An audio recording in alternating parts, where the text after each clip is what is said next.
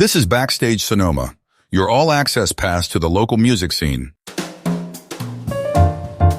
Coming to you from beautiful downtown Santa Rosa, this is the Backstage Sonoma podcast. And now, here's your host, Steve Roby.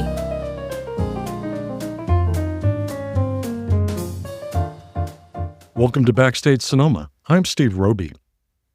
Ron Artis II is an award-winning soul musician from the beautiful island of Oahu.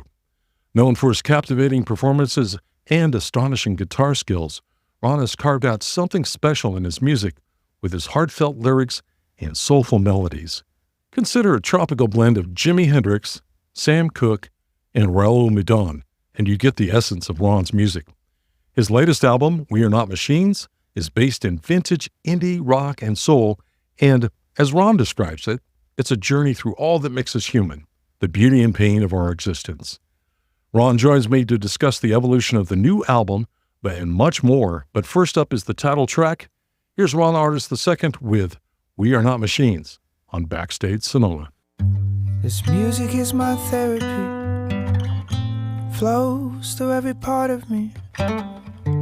Hears me when I say I don't know. My perfect pics on Instagram, lie and say I'm doing fine, when all I need's a hug or time alone. We mute the reminders that we are not machines. We mute the reminders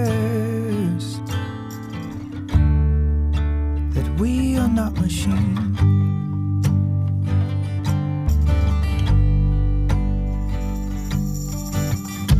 Before you say that it's too late, you've got to give yourself some space. The highest form of beauty is honesty. Don't call me friend nor enemy, neither's what I aim to be. Just the truth I hope will set you free. Don't mute the reminders that we are not machines.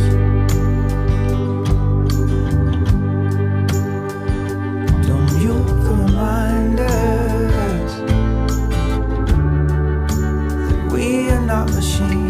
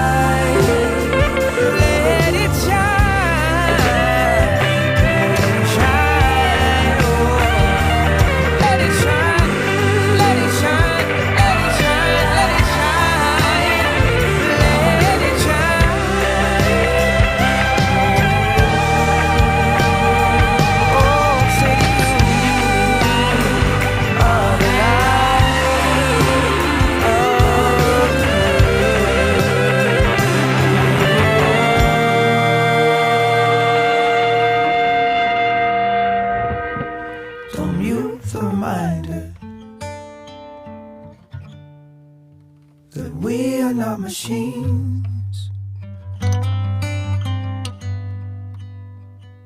to mute the reminder that we are not machines. That's We Are Not Machines, the title track from Ron Artis, this latest album.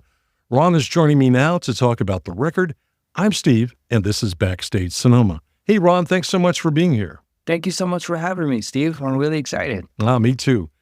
That song we just heard speaks to the human condition. Can you talk about how the song came together and what emotions or experiences are shaped in its creation? One day I was having a talk with myself, which I do from time to time. And I was actually staring out a window and I thought how beautiful it is that we make space for every living thing on this planet to have seasons. Mm-hmm. And then the thought crossed my mind that we don't do that for ourselves. We're stuck in this notion that we're supposed to have this consistent level of productivity. If there's a dip in that, then something's wrong with us, and start self-medicating or self-hating and all these things. And I thought, when are we going to make space for the idea that we're human beings and we need to heal, live, laugh, love, and rest? Rest is an active thing. And through experience and conversations with really close friends of mine, this became more and more apparent as I looked at our society in this day and age, Mm-hmm. and how we don't make space to be alive, to be living people, living beings on this planet. And that's a lot of what this song reflects on, and it's just about giving ourselves space, or more so giving ourselves permission to be alive. That's a heavy thought to ponder for a second there.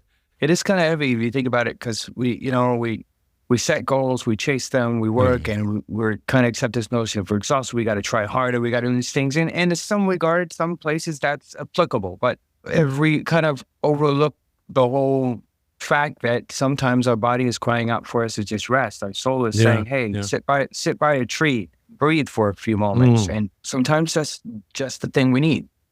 Absolutely. Well, let's talk about the album itself, We Are Not Machines. It's such a powerful title, as you were just describing.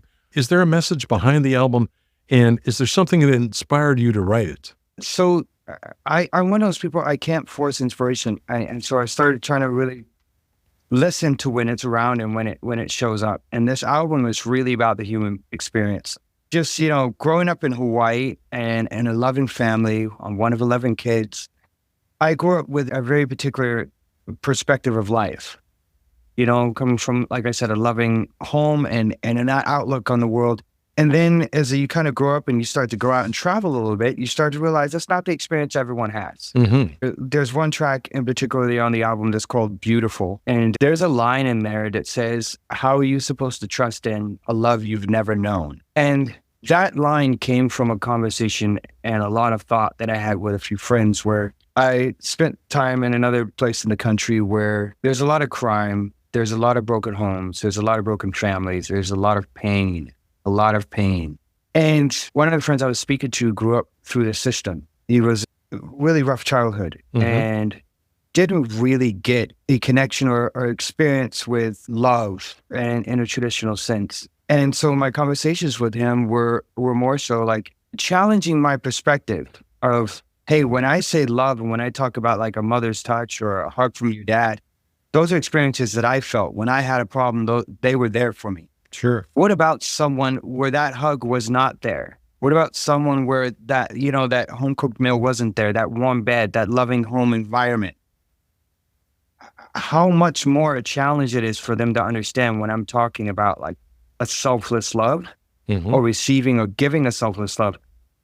And it really shook my whole reality, literally, because I find it when we see terrible things happening in the world, and most of the time these terrible things are human beings doing terrible things to other human beings. And we think like, why wouldn't they have just done this? Or why wouldn't this person have stepped up and done that? And that's all assuming my perspective is the only perspective. Because obviously growing up in the household that I did, in the environment that I did, that's sort of where we draw this idea of humanity from. For lack of better words, someone would be like, hey, I have an idea what humanity looks like and what humanity is supposed to do for one another. And then you come across someone who's only in their perspective seen the hurt of humanity or the hurt that humanity can offer. It's a lot harder for that person to trust, let alone acknowledge the different levels of love that exist. Wow. And so that song really challenges the thought there, especially with that particular lyric of, hey, really do the work to see a different perspective, because we all love to talk about building bridges and loving and inviting one another, but it's a lot harder if we don't understand or take time to get to know the other perspective to really be of use or of help to someone. Well said. That was great, Ron. Thank you. So how does the current album, We Are Not Machines, differ from your previous work? Are there any new musical elements or themes that you wanted to explore with this album? Yeah, it's really crazy, right? Because a lot of it is genre, and I hesitate using that word because it's everything, right? Rock music is everything from Bob Dylan, the Beatles, to Led Zeppelin, and Van Halen, and Hendrix. So it's like, how do you describe it in that way? In that sense, I say that the album Soul Street is like a window into the experiences and the life that I was living in that moment of reflection, and shortly there before. And then came the album Purpose, which I released right after the pandemic. And that was really this sort of introspective view of, what is my purpose? Why am I here? What does that mean? And then there were a lot of hot topics popping around the world at the time too, of all these conflicting emotions of, this either you believe this or you believe that, when there's a little bit of right in that and there's a little bit of wrong in that. You know what I mean? It's kind of challenging the acceptance of tribalism. And I try to say that in a way of like, we're all caught in this thing now of, because we're in a political cycle, we're really caught in those folks over there and these folks over here. When we're all on this one planet Earth, and we got to figure out how to acknowledge that and how we can make life better for each other. Amen to that. Man, a friend of mine, she said to me one day, she said, it was a songwriting camp in Sisters, Oregon, and she said to me, we're all on a spinning rock in the middle of space. What do we really know? And what's really worth fighting about? And I was like, well, you can't just go and blow our minds like that. You know what I mean? Put everything into like this really radical perspective of, man, every day really is a gift. We're just spinning along in the middle of the universe in this wonderful little globe of life, and we can choose whether to help each other or yell at each other. Absolutely. And we've only got a short amount of time to do that. Yeah, we do. So what do you want to do? Do you want to spend that short amount of time hollering all day, or cook up some barbecue and invite your neighbors over? Hey, sounds good. I think that's really good. Hey, let's play another track from the new album. This one's called Beautiful. You were just talking about it. I don't know if you want to expand your thoughts on it, but what else can you tell our listeners about this song? This it's really fun too. It also has a little bit of the narrative of the beautiful things in life we shouldn't touch. It has some little touches back on some historical instances that happened back in time, and I'll see how many of them people can catch. I hope they enjoy it. Well, let's take a listen. This is Beautiful by Ron Artis II here on Backstage Sonoma. We pull each other through. Like how I depend on you, I'm depending on you. We bully each other through. Like how I depend on you. So I ain't here to lead you, but understand I ain't your stepping stone. You see me dealing in the furnace, having faith when my bills ain't paid. Don't treat me as a saint when I struggle every day, crawling through my darkness just to bring a little light. Are we handing a lot of pearls to the swine? Cause I feel like a gold's the line. Got me feeling all dirty inside. What makes me wonder if I'm meant to stay away? Why is it beautiful? If I'm meant to stay away, why is it beautiful? Oh yeah, like I'm off to a flame. Like the food that's in the garden.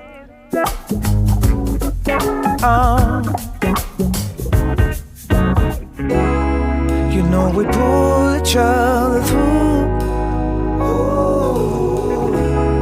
Like how I depend on you. I'm depending on you, yeah. We pull each other through. Like how I on you.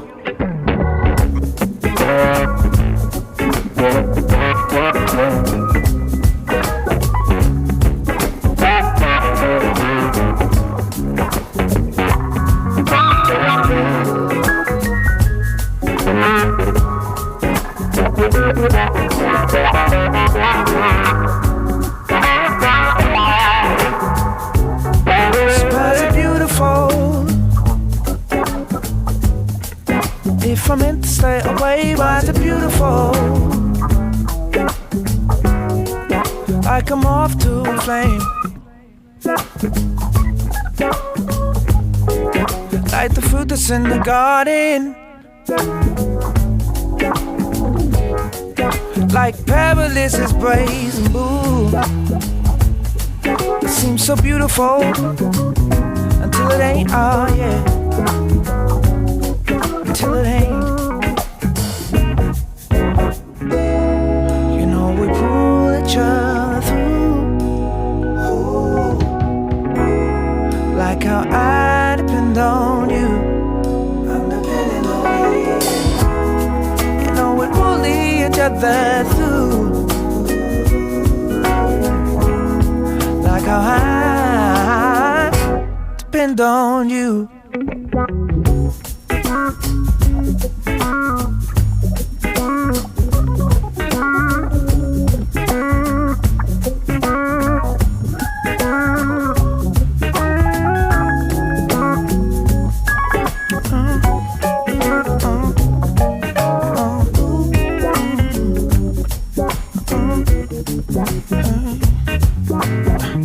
How are you supposed to trust in the love you never know? Trying to find a bit of beauty in the middle of a storm. But you ain't gotta take it from me, 'cause all they ever wanna do is heal you from your broken heart. You know we pull each other, you know we pull each other, you know we pull each other through, like how I depend on you. It's Beautiful by Ron Artis II, a track from his new album, We Are Not Machines. Joining me in person is Ron. I'm Steve, and this is Backstage Sonoma. Hey, Ron, before we play another track, I want to discuss your musical background. Your music blends R&B, Delta blues, gospel, soul, and rock and roll. There's a list, a long list. I'm sure it goes on from there. But can you talk about growing up in a musical family on Oahu and how it shaped your approach to music? I think that growing up in a family in Oahu, I wasn't even aware of how much that would affect my life, let alone my music, until I grew up and went out and started to travel. You know, Hawaii is such a beautiful place, and lots of folks from all corners of the world travel to Hawaii to experience it. Some only get, once in their lifetimes can they imagine just going to Hawaii, spending a week with family and friends and heading home. And I think the one thing that Hawaii has that's really overlooked until you've been there is this feeling of the aina, as we call it, the land, is feeding you or fueling you or recharging you or replenishing you. And that's something that was always around me. It was always around me. And it was the things in Hawaii where, living one day at a time, taking time to talk to your elders. And it's really about sitting down with someone and making a true memory and a true connection with them. And I think all of that really poured into my expression of music. My father was a major, if not the biggest influence on my music. We would talk music all the time. And I mean, my music friends would get a kick out of this. My dad and I, we used to argue about music theory.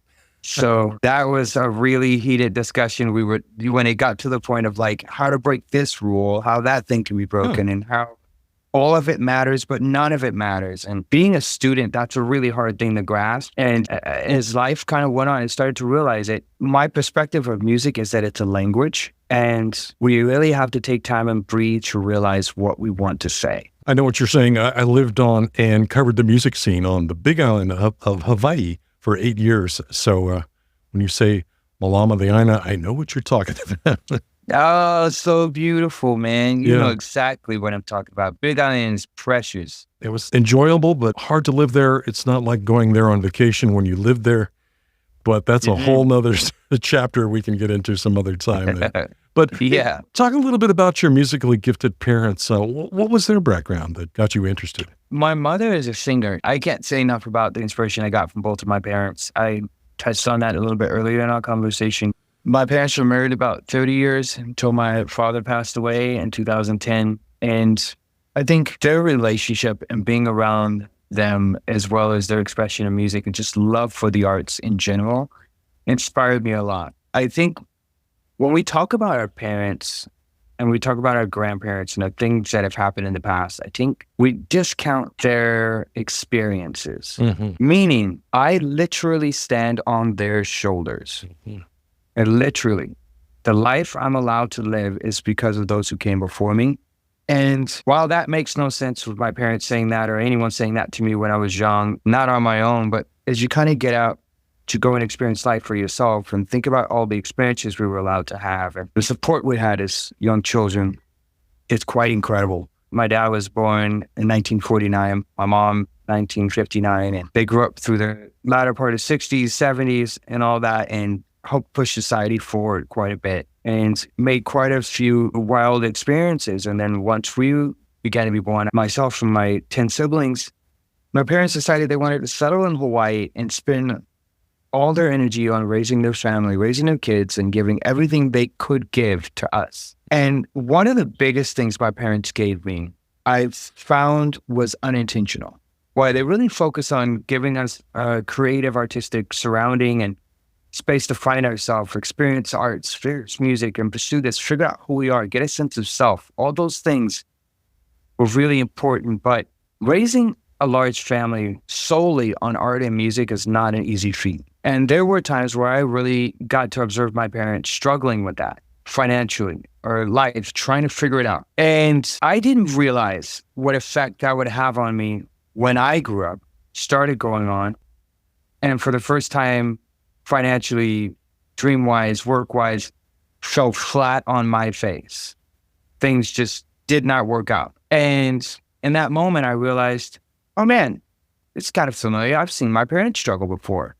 And what did? They picked themselves up, they refocused on what's important, and they found a way forward. I find too often in society, we lean on this idea that our kids shouldn't see when we struggle. And I feel the problem with that is, if our kids never see their parents struggle or how we deal with problems or setbacks, and they think or they get this idea or narrative that their parents are perfect and had it all figured out, then once they're young adults and fall on their face for the first time, isn't it expected that they would think they've done something, if not everything, wrong? Do you know what I mean? Absolutely, yeah. I just was lost a little bit in the thought of what you were saying there. I'm sorry, just kind of like, wow. This has really turned into a deep conversation, Ron. I didn't expect it. But this seems like a perfect segue. Let's play Pick Me Up, which you were just talking about from your new album. What's the backstory with this one? Exactly that, growing up as a young guy, trying to take the world on. And every time I hit a setback, I think like, I got this. And friends would always reach out and see if they can help or lend a hand or something. And I would always think I got to do it on my own. This song is one of those realizations that it takes strength to realize when you need help. It takes strength to realize when you need to step back, invite or ask for help from friends and people around you when you really cannot see a way forward. And the flip side of that is trying to be that friend that checks in on someone or is available when someone truly needs help. Let's check it out. This is Ron Artis II with Pick Me Up here on Backstage Sonoma.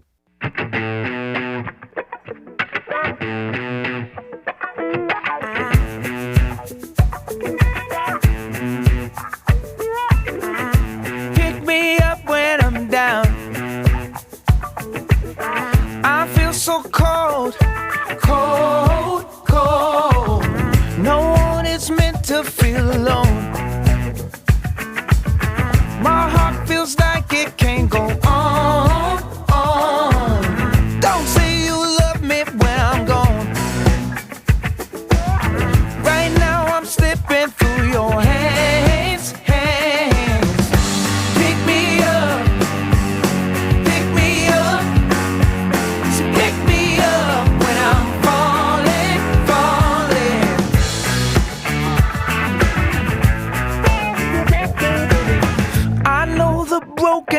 understand. The ones with nothing in their hands. Being invisible can hurt, but knowing you see me is even worse. I'm not known for crying out, but who's gonna hear me if I'm too proud to shout? We all proclaim we're loving God, but mighty quiet on Matthew 22:39. Pick me up, so pick me up, yeah. So pick me up when I'm falling, falling. Oh, Lord.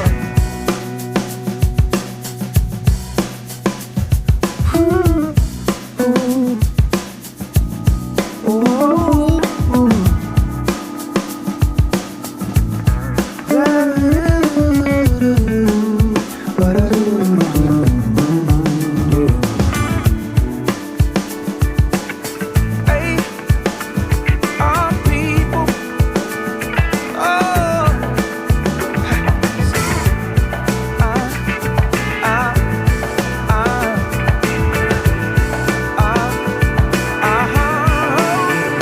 singing, so pick me up, so pick me up, so pick me up when I'm falling, falling.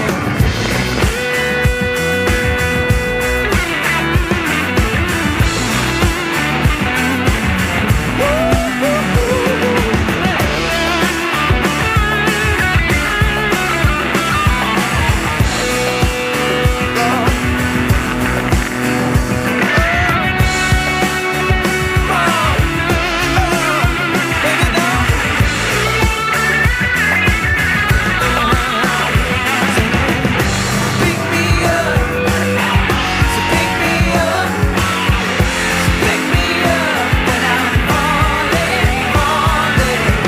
So pick me up, pick me up, so pick me up when I'm falling, falling.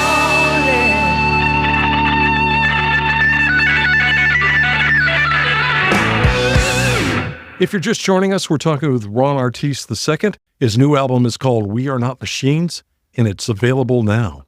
Ron, do you have any new music projects you're working on? Always, man. What a silly question. Dude, it's so much fun because I have so many musical friends that I'm doing a lot of things with, and there are quite a few projects going to be announced where I've collaborated with a few artists, and those are up to them to announce, but they're coming out later this year and at the top of the new year, so I'm really excited about that. I also have like 6 songs that I could not fit on this album. So there is a lot more music, and a lot of that, it's really exciting because you get to kind of stretch out at the concerts and share a lot of this music that's still unreleased, which I'm really excited about. Very cool. I can't wait. Thanks. And the big news, man, now is like we're in the middle of this this Grammy cycle because we just got word we're in the first round of voting. Wow. So it's like spreading the word about the album, spreading the word about the process, and hopefully get to the next step, which would be a nomination, which would be quite beautiful. Congratulations. Thank you. All right. Hey, you've played all over Hawaii and now on the mainland. Do you find any different energy when you're performing in other places like the Bay Area compared to Hawaii? Yeah, definitely. There's big differences everywhere, and I've learned to appreciate the beauty where you're at. Right now, I'm calling in with you from Nashville, Tennessee, and there's a lot of beauties out here. And the big thing that I love about the Bay Area, man, the food is so good. The food culture in the Bay Area is just incredible. So I'm sure anybody who lives there really knows what I'm talking about. But we've also found there's this really cool, like, healthy art scene that's it's like a subculture. You know what I mean? There's all the main venues you see on the main roads and everything, but there are a lot of great singer-songwriters out in the Bay Area. Absolutely. And it's always great that when I'm out there to try to see who's playing or who's doing this or who's coming through town, because it's a great art community. And part of one of the things in Hawaii that I really miss growing up there is like, as a kid, every birthday party you'd go to or family gathering, there would be 4 or 5 people sitting in a circle sharing songs. And a jam sesh. Yeah, jam sesh. We would call it kanikapila. Yeah. In Hawaii, call it kanikapila. And it's so beautiful because people would just sit and share song after song after song. And it's a great way to share thoughts, share feelings, share emotions, work through ideas, work through new ideas, learn from the past, and share history and culture. I just thought it was so beautiful. Yeah, it is. It's something to experience if you get the chance when you're there. You can't really put it into words. You're playing at the Hop Monk Tavern in Novato on October 19th. Can you give us a sneak peek of what fans can expect from this show? Are you going to unleash any new material or surprises for your Bay Area audience? Always. It's always a great time in Novato, especially at the Hop Monk. My really dear friend, Casey Turner, who promotes the shows and produces the events there. It's always great to collaborate with him. For this particular show, I'm planning to do a lot of cuts from the new album and some old favorites, but I am planning to do a few of the unreleased songs for the audience. And the fun and funny thing I always do is I never show up to a concert with a set list. I like to go there and really feel what is the audience looking for, what is the audience feeling, and go from there. So for all the folks coming there who get to hear this ahead of the show, if there's one of our songs you really, really want to know, don't be shy. Just shout it at us. I like to make the joke. If I remember it, I will play it. If I don't remember it, I will pretend I didn't hear you. Who's going to join you on stage? For this particular show, I'm going to have Mr. Andrew Ozalish out of Redmond, Oregon on drums. And on bass, I'll have Sam Arnold out of Portland, Oregon. 2 very dear friends of mine and incredible artists and incredible people. It's going to be a really, really special evening. We may or may not have another special guest jump up and join us for a song or two. That's going to be a surprise for the friends at the show. All right. There's a teaser. And let me remind our listeners, Ron Artis II and his band will perform at the Hop Monk Tavern in Novato on Saturday, October 19th. Showtime is 8 p.m. You can pick up tickets right now. Just go to kcturnerpresents.com. Hey, Ron, it was an absolute pleasure talking with you today. Mahalo nui. Thanks so much for coming by. Thank you so much, Steve. I really appreciate your time and diving into the songs and purpose with me. I really appreciate it. Ron Artis II, everybody. Backstage Sonoma will be right back. Hey musicians, would you like to be a guest and promote your upcoming concert and latest release? It's easy. Just email the host at backstagesonoma@gmail.com. Now, let's get back to the show. Thanks for listening to the Backstage Sonoma podcast. Join us next time for more great interviews and music from local and touring musicians. You can find us on the web at backstagesonoma.com.